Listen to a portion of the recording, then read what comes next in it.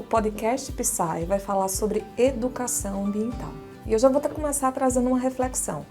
Vocês já pararam para pensar que a gente está no mundo, né, no planeta, como inquilinos, mas na verdade a gente se comporta como proprietários, né, e digamos que proprietários irresponsáveis, né, na forma de utilizar esse recurso que nos foi dado, né, que a natureza ela traz para a gente, e a gente acaba utilizando de forma indiscriminada.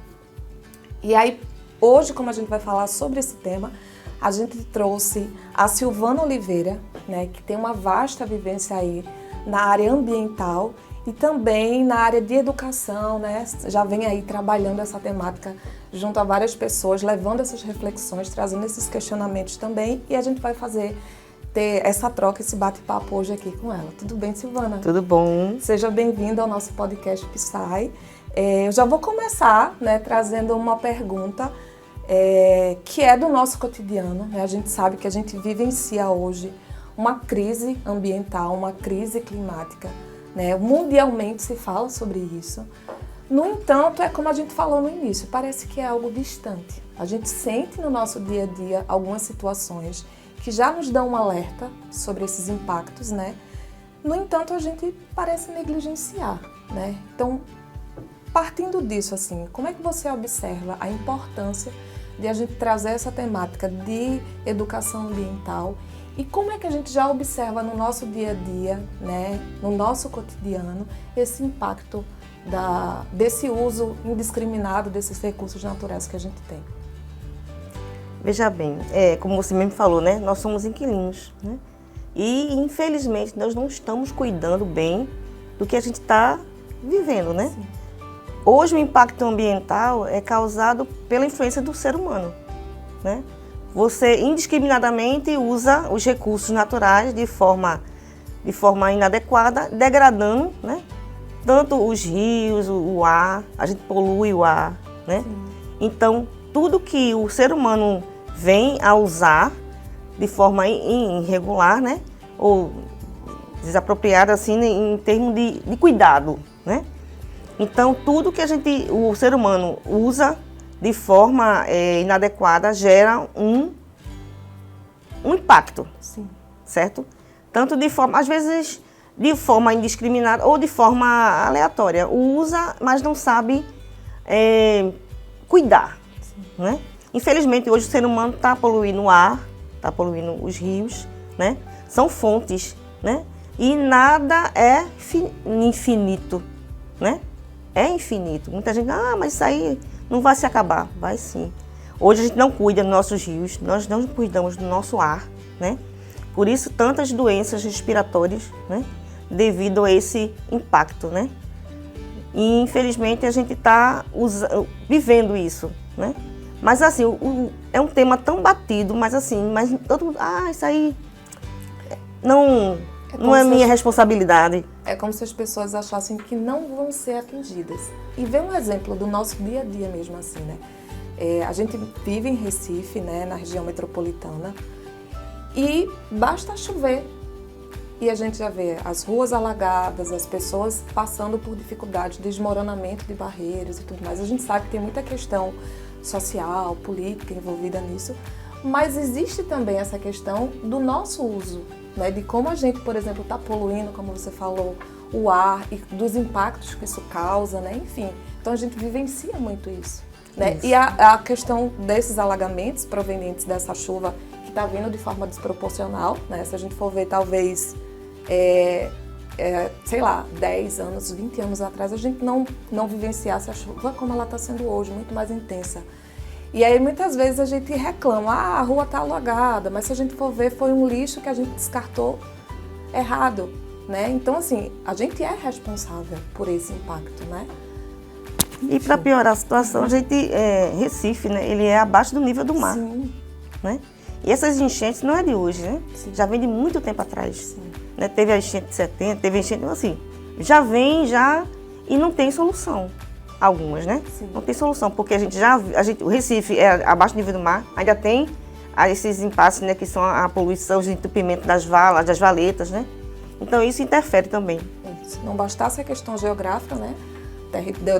geográfica mesmo, tem um impacto que a gente traz, né? Isso. Por não saber utilizar esses recursos, por não saber também, inclusive, olhar para o lixo que a gente está consumindo e como é que a gente descarta.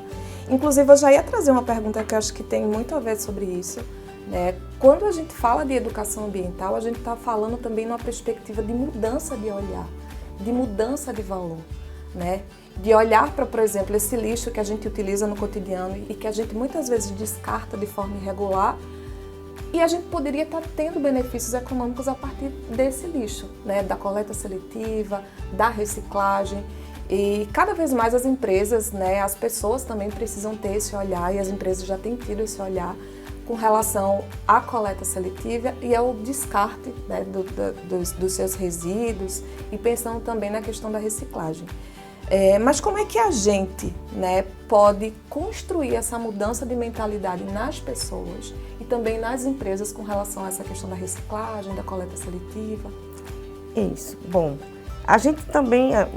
Isso é bom implementar desde a infância, né? Sim. Se você começa nas escolas já ensinando o que é uma reciclagem, o que é uma separação de resíduo, ensinar o que é lixo e o que é reciclado. Porque muitas vezes as pessoas pensam que qualquer coisa é lixo, né? Porque eu não vou reciclar, perder meu tempo, né? Para separar. Mas se você vê a educação ambiental aplicada de forma correta e de forma inicial, toda criança vai chegar em casa e vai dizer: pai, o senhor jogou isso aqui fora, mas isso aqui recicla. Mãe, ó, isso aqui ó, pode ser um adubo, resto de comida, resíduo, que a gente também pode fazer fertilizantes, né? Compostagem, Isso. Então, tanto na infância, porque hoje a gente vê que tem mais propagandas falando sobre reciclagem.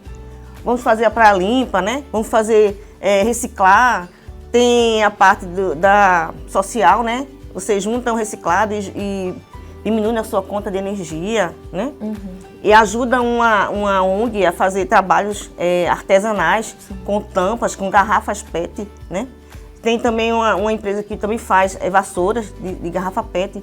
Então isso é muito importante, porque se você for ver nos rios, o que é que tem? Plástico, garrafa, sofá, sim, assim, coisas assim que você fica inacreditável de ver. Porque tudo é lixo. Então, qualquer terreno baldio que eu vejo é lixo. Você não pode ver eita, tá mato, joga lixo. Isso. Você jogar, uma pessoa jogar um lixo, já vira uma lixeira. Sim. Infelizmente, né? Esse é o conceito do ser humano, né? E como o comportamento de né? Esse ponto que você trouxe. Uma pessoa joga, os demais não questionam. Não, tá errado. Pelo contrário, eles vão lá e começam também a colocar lixo naquele lugar. Então, assim, como a atitude de um impacta nos outros, e parece que é como se ninguém parasse para refletir: opa, tá errado. Né? Então, é realmente uma questão de educação, de mudança de mentalidade, de desenvolver essa consciência nas pessoas sobre o impacto da sua ação que vai repercutir em você, na sua comunidade, mas no planeta como um todo. Isso. Né? E aí, por exemplo, hoje, né, trazendo para o universo da indústria, a gente sabe como essa questão ambiental, essa questão da sustentabilidade, ela precisa estar presente, né?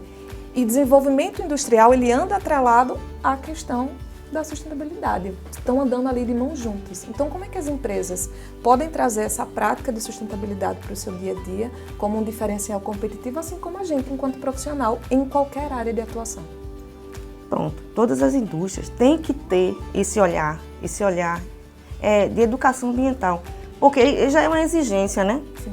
Sim. Do órgão fiscalizador de toda a empresa gerando resíduo, né? Tanto ele sólido como ele líquido, de tratar seu resíduo, né? Eu não posso, de forma indiscriminada, pegar uma água de um rio, usar no meu processo e jogar ele de qualquer forma. Então você tem que pegar a água do rio, um exemplo, né? Usar no meu processo, usar na minha lavagem das minhas máquinas, vou tratar ele e devolvê-lo ao rio de forma como eu recebi, né?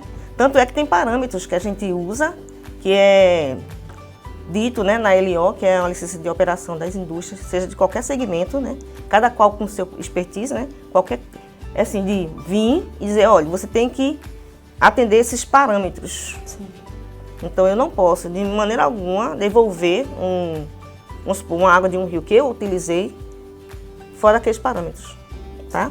Então eu tenho que dar conta dos meus resíduos, seja plástico, seja pallet, seja o que for. A gente tem que dar, tanto é que tem o PGRS, que, né, Programa de Resíduos Sólidos. Toda empresa tem esse programa.